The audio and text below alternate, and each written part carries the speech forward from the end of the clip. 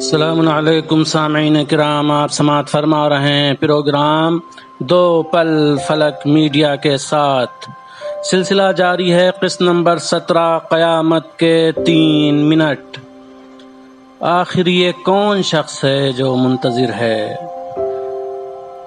فوجی بیان کرتا ہے، میں نے تعجب خیز لہجے میں فرشتے سے پوچھا، آپ کس کے بارے میں بات کر رہے ہیں؟ میرے جواب میں فرشتے نے تو کچھ نہیں کہا، لیکن ایک بزرگ آئے اور فرشتے کے پاس آ کر کھڑے ہو گئے۔ یہ کوئی اور نہیں بلکہ مسجد کے محافظوں میں سے ایک تھے۔ وہ مجھے دیکھ کر بہت خوش ہوئے اور فرط مسرت سے پوچھا، تم کہاں ہو؟ میں کئی سال سے تمہارا انتظار کر رہا ہوں۔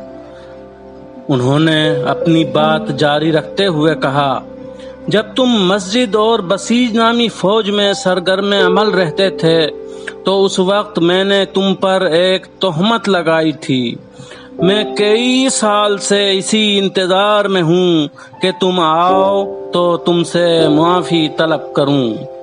مجھے فوراً یاد آ گیا، میں مسجد میں بسیجی فورس کے کام انجام دینے میں مصروف تھا تو یہ بزرگ کچھ لوگوں کے ساتھ مسجد کے ایک گوشے میں بیٹھے ہوئے تھے۔ انہوں نے میری پیٹھ پیچھے میرے بارے میں ایسی بات کہی جو بے بنیاد تھی۔ انہوں نے مجھ پر تہمت لگائی تھی، حالانکہ کوئی خاص بات بھی نہیں تھی۔ انہوں نے میری نیت پر شک کیا تھا اور دوسرے لوگوں کو بھی اس بات کی طرف متوجہ کیا تھا۔ اس سے عجیب بات یہ ہے کہ جب انہوں نے مجھ پر تہمت لگائی تھی تو اسی وقت میں نے بسیج نامی فورس جوائن کی تھی، یعنی میں نیا تھا اس وقت۔ یہ بزرگ بھی برے نہیں تھے، بہت اچھے انسان تھے، لیکن چونکہ میرے نام اعمال میں بہت سے صفحے سفید ہو چکے تھے، یہی سوچ کر میں نے فرشتے سے کہا، یہ صحیح ہے کہ یہ انسان بہت اچھے ہیں، لیکن میں ان کو ایسے ہی نہیں چھوڑوں گا۔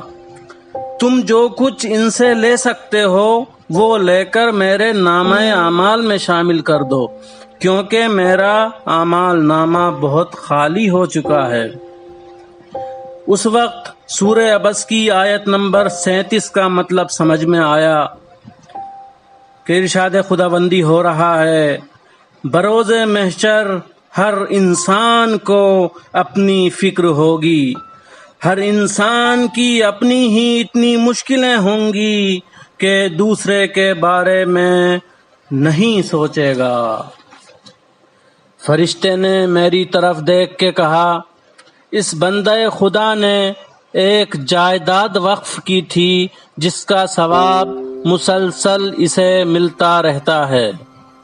اس نے تمہارے شہر میں ایک امام باڑہ بنوایا تھا جو فقط خدا کے لیے تھا۔ لوگ اس امام باڑے میں مجلسیں کرتے ہیں اور اس کو ثواب ملتا رہتا ہے۔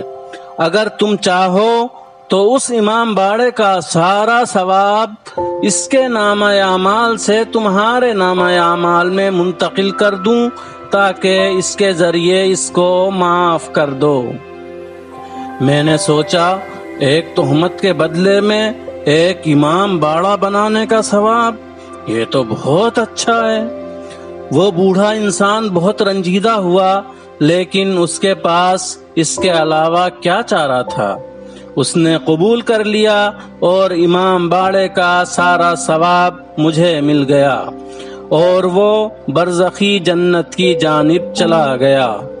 وہ تو چلا گیا، لیکن میں اس سوچ میں گم ہو گیا کہ جب ایک معمولی سی تہمت کے بدلے اخلاص کے ساتھ بنایا ہوا امام باڑہ بھی ختم ہو سکتا ہے تو ہماری کیا حیثیت ہے؟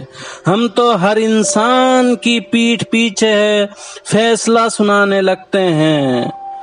اے خدا، اب میرا کیا ہوگا؟ میں نے جب سے ہوش سنبھالا تھا تبھی سے میں حق الناس اور بیت المال کا بہت زیادہ خیال رکھتا تھا۔ میرے والد بھی مجھے بہت زیادہ تاکید کرتے تھے کہ بیت المال کے خرچ میں اچھی طرح خیال رکھنا، کبھی بھی خود کو گرفتار نہ کر لینا۔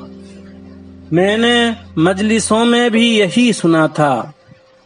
اسی سوچ کے ساتھ جب میں نے بسیج نامی فورس کو جوائن کیا تھا تو میں اس کے کام انجام دیتے وقت یہ خیال رکھتا تھا کہ اس وقت میں اپنا ذاتی کام انجام نہ دوں۔ اس سپاہی کی اس سوچ نے اس پر کیا اثر دکھایا، انتظار کیجئے اگلی قسط کا۔ داستان جاری ہے۔